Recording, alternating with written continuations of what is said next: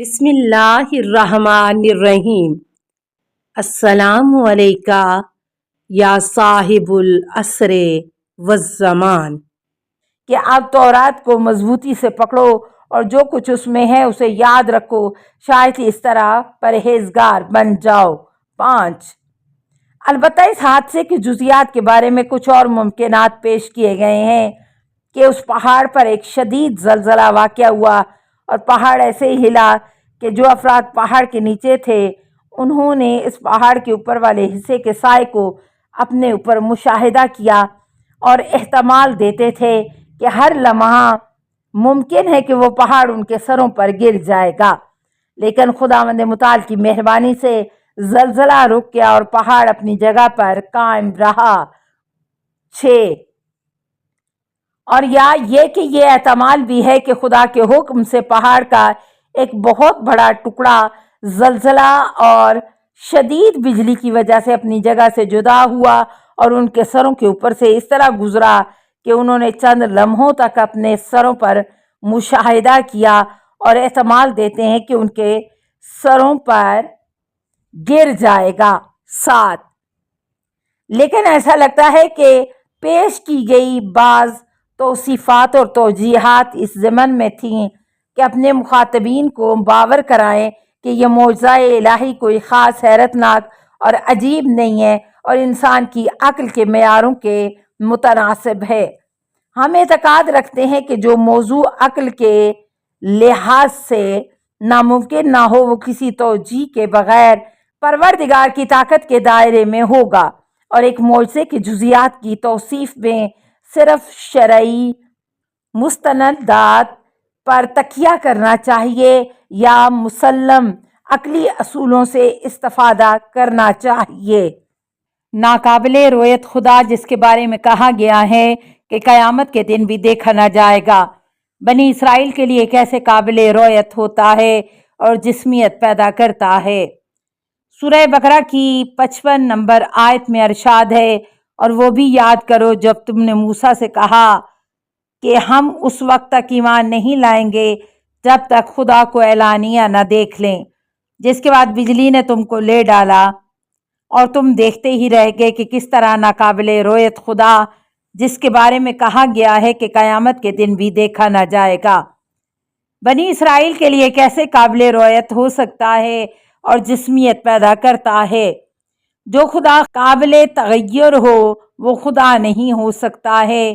کیا تم مسلمان ایسی آیت کے ہوتے ہوئے عیسائیوں کے اس قول کی مخالفت کر سکتے ہو کہ عیسیٰ خدا کے بیٹے ہیں؟ مختصر جواب: خداوند متعال کا دنیا و آخرت میں ناقابل رؤیت ہونا شیعہ مذہب کے مسلمات اور ضروریات میں شمار ہوتا ہے۔ خداوند متعال کے دنیا و آخرت میں ناقابل رؤیت ہونے کے بارے میں کافی نقلی اور عقلی برہان موجود ہیں۔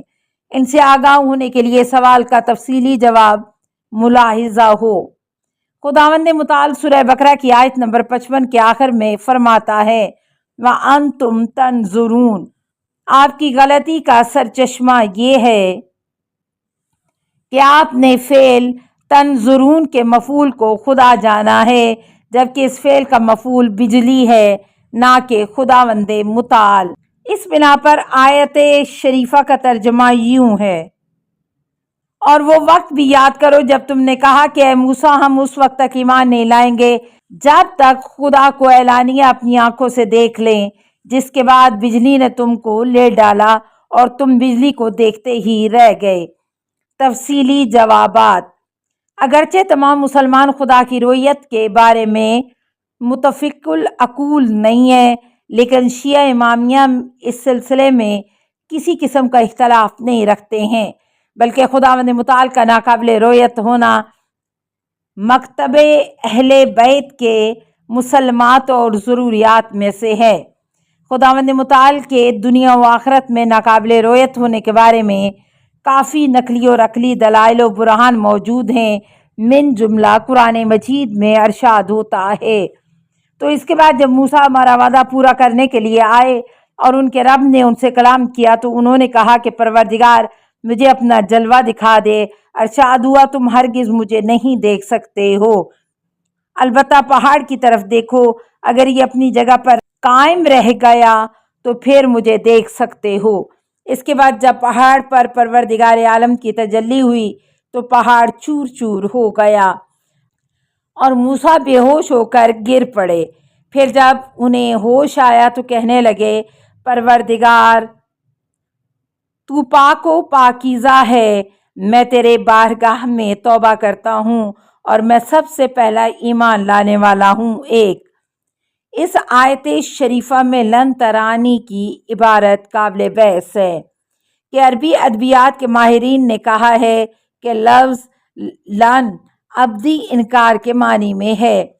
اس لحاظ سے ترجمہ تم ہرگز مجھے نہیں دیکھ سکتے ہو اس کے لیے مناسب ہے، جو یہ دلالت کرتا ہے کہ خداوند متعال ہرگز قابل رؤیت نہیں ہے، نہ دنیا میں اور نہ آخرت میں۔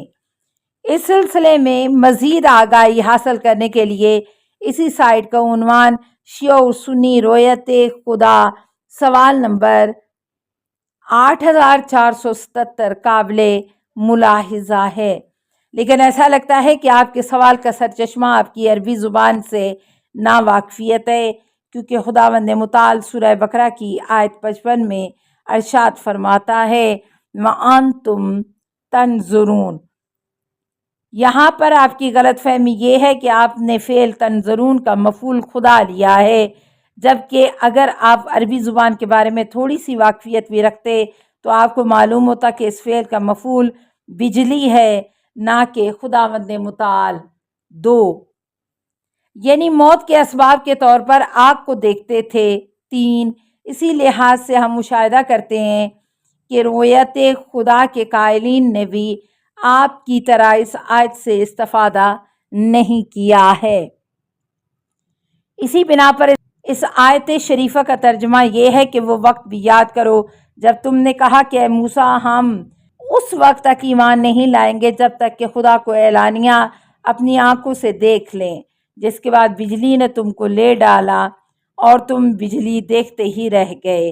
اس بنا پر آپ کے اعتراضات معنی کو غلط سمجھنے پر مبنی ہیں، پس ان کی کوئی اہمیت نہیں ہے۔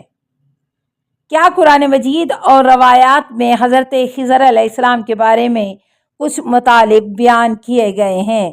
مختصر جواب، قرآن مجید میں واضح طور پر حضرت خضر علیہ السلام کا نام نہیں لیا گیا ہے، بلکہ انہیں عبد من عبادنا آتیناہ رحمۃ من عندنا وعلمناہ من لدنا علما کے عنوان سے یاد کیا گیا ہے، جو ان کے مقام عبودیت اور خاص علم و دانش کو بیان کرتا ہے، اور انہیں موسیٰ بن عمران علیہ السلام کے معلم کے عنوان سے یاد کیا گیا ہے۔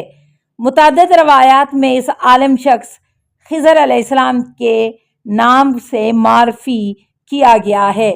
وہ ایک الہی دانشور تھا، اس پر خداوند متعال کی خاص رحمت نازل ہوئی تھی اور وہ باطن و نظام تکوینی عالم کے معمور تھے اور بعض اسرار سے آگاہ تھے، اور ایک لحاظ سے حضرت موسیٰ بن عمران علیہ السلام کے معلم تھے، اگرچہ حضرت موسیٰ علیہ السلام بعض جہات سے ان پر مقدم تھے۔